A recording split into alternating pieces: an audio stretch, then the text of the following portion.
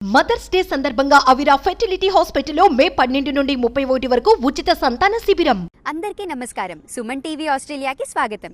ఇవాళ మనం very interesting మరియు ఇన్ఫర్మేటివ్ టాపిక్ అయిన ఆస్ట్రేలియన్ రాజకీయ వ్యవస్థ మరియు పార్లమెంట్ హౌస్ గురించి తెలుసుకుందాం. ఆస్ట్రేలియా జనవరి 1, 1901లో 6 రాష్ట్రాలని కలుపుకొని ఒక కొత్త దేశంగా అవతరించింది.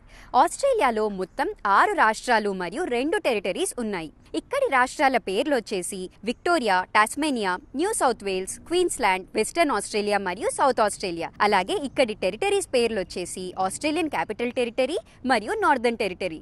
ఇక్కడి రాజకీయ వ్యవస్థ బ్రిటిష్ వెస్ట్ మినిస్టర్ వ్యవస్థపై ఆధారపడి ఉంటుంది. ఆస్ట్రేలియా ప్రజాస్వామ్య దేశం, అంటే డెమోక్రటిక్ కంట్రీ. ఇక్కడ మిక్స్డ్ సిస్టమ్ ఆఫ్ గవర్నమెంట్ ని మనం చూడొచ్చు.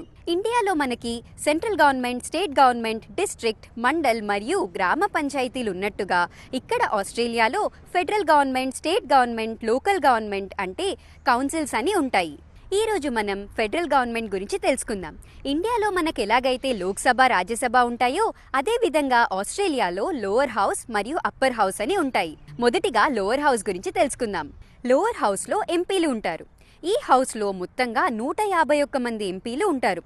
వీళ్ళు ప్రజల ఓట్ల ద్వారా ఎన్నుకోబడతారు. ఇక్కడ ఎంపీల టర్మ్ వచ్చేసి 3 సంవత్సరాలు. ప్రతి ఎంపీ కాన్స్టిట్యుయెన్సీలో 1 లక్షకు పైగా ఓటర్లుంటారట. ఇక అప్పర్ హౌస్ విషయానికి వస్తే అప్పర్ హౌస్లో ఉండేది సెనేటర్స్. ఈ హౌస్లో మొత్తంగా 76 మంది సెనేటర్స్ ఉంటారు. ప్రతి రాష్ట్రానికి 12 మంది సెనేటర్స్ ఉంటారు. అలాగే ప్రతి టెరిటరీకి 2 సెనేటర్స్ ఉంటారు. ఈ సెనేటర్స్ టర్మ్ వచ్చేసి 6 సంవత్సరాలు. వీళ్ళని కూడా ప్రజలు ఓట్ల ద్వారానే ఎన్నుకుంటారు. వీళ్ళ మెయిన్ రోల్ వచ్చేసి లోవర్ హౌస్ మరియు గవర్నమెంట్ వాళ్ళు చేసే ప్రపోజల్స్ మరియు డెసిషన్స్ ని సమీక్షించడం, అంటే రివ్యూ చేయడం అన్నమాట. ఫెడరల్ గవర్నమెంట్ చాలా పనులు చేపడుతుంది. అందులో ముఖ్యమైనవి ఇంటర్నేషనల్ ట్రేడ్ మరియు commerce, defence, foreign policy, citizenship, taxation, welfare payments, immigration మరియు పోస్టల్ అండ్ టెలికమ్యూనికేషన్స్. ఇప్పుడు మనం ఫెడరల్ పార్లమెంట్ హౌస్ గురించి కొన్ని ఇంట్రెస్టింగ్ ఫ్యాక్ట్స్ మాట్లాడుకుందాం. ఈ parliament house Australian Capital territory అయిన క్యాన్బెరాలో ఉంటుంది. దీన్ని 1988లో నిర్మించారు. దీన్ని కట్టడానికి 1.1 బిలియన్ AUD డాలర్స్, అంటే సుమారుగా 6030 కోట్ల రూపాయలు అయిందట. ఈ పార్లమెంట్ హౌస్ ఒక 200 ఏళ్ల పాటు చెక్కు చెదరకుండా ఉండేలా డిజైన్ చేశారు. ఈ హౌస్ లో మొత్తంగా 2700 జెండాలున్నాయి. అంతేకాకుండా ఇక్కడ 4500 గదులు కూడా ఉన్నాయట. ఇక్కడ పార్లమెంట్ హౌస్ సమావేశాలు జరిగేటప్పుడు 5000 మందికి పైగా పనిచేస్తారు.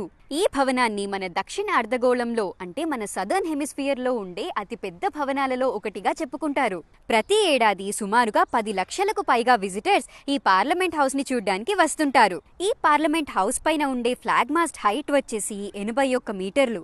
అలాగే దీని బరువు 200 టన్నుల దాకా ఉంటుందట. ఆస్ట్రేలియన్ పొలిటికల్ సిస్టమ్ గురించి, అలాగే ఆస్ట్రేలియన్ పార్లమెంట్ హౌస్ గురించి మీరు ఇవాళ చాలా ఆసక్తికరమైన విషయాలు తెలుసుకున్నారని అనుకుంటున్నాను.